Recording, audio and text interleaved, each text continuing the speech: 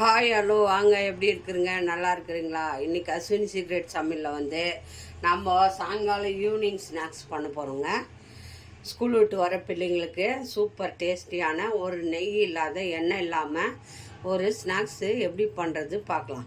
ஹெல்த்தியான ஸ்நாக்ஸு அது பாருங்கள். ஒரு கப்பு நான் கோதுமை மாவு எடுத்துக்கிறேன். ஒரு கப்பு கோதுமை மாவு அதை வந்து ஒரு கடாயில் போட்டு கொஞ்சம் வறுத்துக்கோங்க. எல்லாம் மெஷர்மெண்ட்டும் நம்ம ஒரே கப்பில் எடுத்துக்கணும். அதுக்காக ஒரு கப்பு, அதே கப்பில் தான் நீங்கள் வெல்லம் எல்லாம் எடுத்துக்கணும். அதுக்காக ஒரே கப்பில் மெஷர்மெண்ட் எடுத்துக்கோங்க. ஒரு கப்பு கோதுமை மாவுக்கு பாருங்கள் டேஸ்டியான ஒரு ஸ்நாக்ஸு செய்ய போகிறோம். இது லைட்டாக சூடாகிற மாதிரி வறுத்துக்கோங்க. நல்லா வறுத்துட்டுங்கன்னா சூடாகனா மாவு வந்து கலரும் போது கட்டி பிடிக்காது. அதுக்காக லைட்டாக சூடு பண்ணிக்கணும். கோதுமை மாவு உடம்புக்கு நல்லது தானேங்க. அதில் ஸ்நாக்ஸ் பண்ணால் இன்னும் டேஸ்டியாக இருக்கும். உடம்புக்கு ஹெல்த்தியானது தான். குழந்தைங்களுக்கெல்லாம் ரொம்ப விரும்பி சாப்பிடுவாங்க. ஒரு சொட்டு நெய் இல்லை, ஒரு சொட்டு எண்ணெய் கிடையாது. பாருங்கள், லைட்டாக மாவு வந்து வறுத்துக்கோங்க. பாருங்கள், இந்த கோதுமை மாவு வந்து நல்லா வந்து வறுத்த பிறகு வாசனை வருது பாருங்கள். லைட்டாக வறுத்தாலே கோதுமை வாசனை வரும். மாவு வந்து நல்லா வறுத்தாச்சு. இதை வந்து கொஞ்ச நேரம் நம்ம ஆற வச்சிடணும். ஒரு தட்டில் போட்டு ஆற வச்சுக்கோங்க. மாவு வறுத்தோம் இல்லையா, அதே கடாய் வச்சுக்கோங்க. ஒரு கப்பு வெல்லம், நாட்டு வெல்லமாக இருந்தால் அப்படியே போட்டுக்கோங்க. இது மண் இருக்கும் அந்த வெல்லத்தில். நம்ம கரைச்சிட்டு இந்த வெல்லம் வடிகட்டிக்கலாம். ஒரு கப்பு வெல்லம் எடுத்துக்கோங்க. பாருங்கள், ஒரு கப்பு தண்ணி. இதை வெல்லம் கரைஞ்சால் போதும். பாகுபாதெல்லாம் எதுவும் வேண்டாம். வெல்லம் வந்து கரைஞ்சி வரணும். கரைஞ்சி தான் வடிகட்டிடுங்க. மண் இருக்கும் இல்லையா, நம்ம நாட்டு வெல்லம் இருந்தால் அப்படியே போட்டு அப்படியே வந்து செஞ்சுக்கலாம். இது வந்து மண் இருக்கும், அதனால் நீங்கள் கொஞ்ச நேரம் கொதிக்க வச்சு இதை வடிகட்டிக்கலாம்.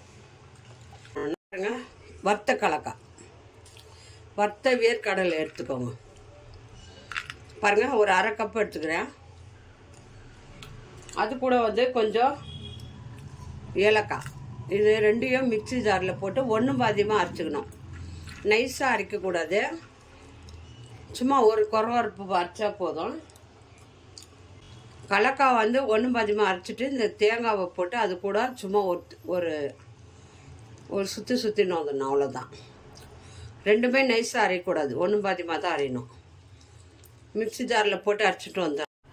பாருங்கள், வெல்லம் வந்து கரைஞ்சிடுச்சு. இதை வந்து மண் இருக்கும் இல்லையா, கட்டி வெல்லம் இல்லையா, அதனால் இதை ஃபில்ட்ரு பண்ணிடலாம். ஃபில்ட்ரு பண்ணிவிட்டு பாகு பதெல்லாம் ஒன்றும் கிடையாது. வெல்லம் கரைஞ்சால் மட்டும் போதும். இப்போ இதை எடுத்து நம்ம வடிகட்டிக்கணும். பாருங்கள், வெல்லத்தை நம்ம வடிகட்டின வெல்லத்தை ஊற்றிக்கோ. வெல்லம் வந்து ஒரு கொதி வரும். பாருங்கள், கொதி வருது. நம்ம ஒரு சிட்டிக்கு உப்பு, ஸ்வீட் எடுத்து கொடுக்கறதுக்காக உப்பு போட்டுக்கலாம். ஒரு சிட்டிக்கு சால்ட்டு போட்டுக்கோங்க. பாருங்கள், நல்லா கொதிக்குது. இந்த டைமில் ஒரு கப்பு மாவு வறுத்து வச்சோம் இல்லையா, கோதுமை மாவு, அதை அப்படியே போட்டு கிண்டிடுங்க. ஏன்னா கட்டி பிடிக்காது. நம்ம ஒரு கப்பு மாவுக்கு ஒரு கப்பு தண்ணி ஊற்றிக்கிறோம். கட்டி பிடிக்காமல் நம்ம இதை நல்லா மிக்ஸ் பண்ணிடுங்க.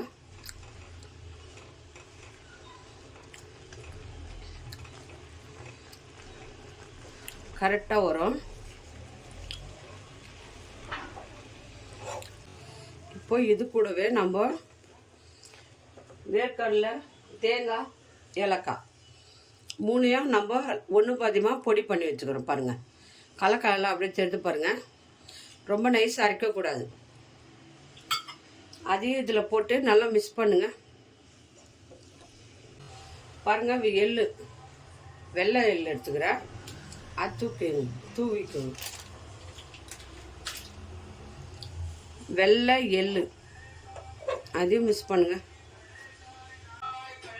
இப்போ பாருங்கள், நல்லா சுருண்டு வந்துச்சு. நம்ம இதில் வந்து கொஞ்ச நேரம் ஒரு 5 நிமிஷம் கை பொறுக்கிற வரைக்கும் ஆற வச்சுக்கணும். சூடு. அதுக்கப்புறமா நம்ம இதை என்ன பண்ணணும்னு சொல்கிறேன் பாருங்கள். அவ்வளோதான், ரெடி ஆயிடுச்சு. இது வந்து நம்ம ஆவியில் வேக வச்சு எடுக்க போகிறோம். ரொம்ப நல்லாயிருக்கும். இது கொஞ்ச நேரம் ஆறட்டும். ஆறின பிறகு என்ன பண்ணணும்னு சொல்கிறேன். ஆஃப் பண்ணிவிடுங்க ஸ்டவ்வை. ஒரு 5 நிமிஷம் ஆற வைங்க. பாருங்கள், லைட்டாக சூடு ஆறிச்சு. இதை மாதிரி உருண்டையாக எடுத்துக்கோங்க. இந்த மாதிரி உருண்டையாக எடுத்து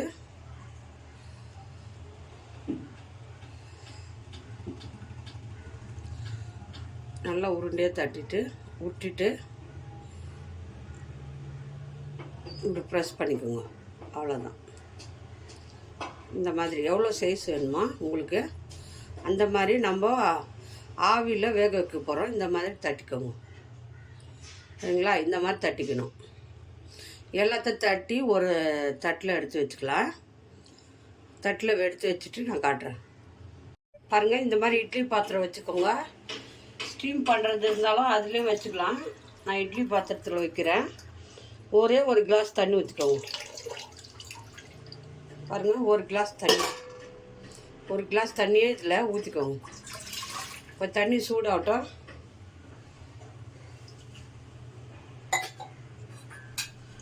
இந்த தட்டு போடுங்க. மேலே இருக்கிற தட்டு போடுங்க, அடியில் இருக்கிற தட்டு வேண்டாம். இதில் வந்து நம்ம இதை தட்டி வச்சுக்கிறோம் பாருங்கள். இந்த மாதிரி நல்லா சின்னதாக இப்படி தட்டி வச்சுக்கணும். நம்ம இதை அப்படியே வேக வச்சு ஒரு 10 நிமிஷம் ஸ்டீம் போட்டு எடுக்க போகிறோம். அவ்வளோதான். ரொம்ப நல்லாயிருக்கும், டேஸ்டியாக, உடம்புக்கு ஆரோக்கியமானது. கோதுமை மாவில் செஞ்சாலே ரொம்ப நல்லது தான் உடம்புக்கு. அதனால மறக்காத வீட்டில் செய்யுங்க. குழந்தைங்க ஸ்கூல் விட்டு வர பசங்களுக்கு மறக்காமல் செஞ்சு கொடுங்க. இதை நம்ம தண்ணி சூடாயிடுச்சு, நம்ம இதில் வச்சுக்கலாம்.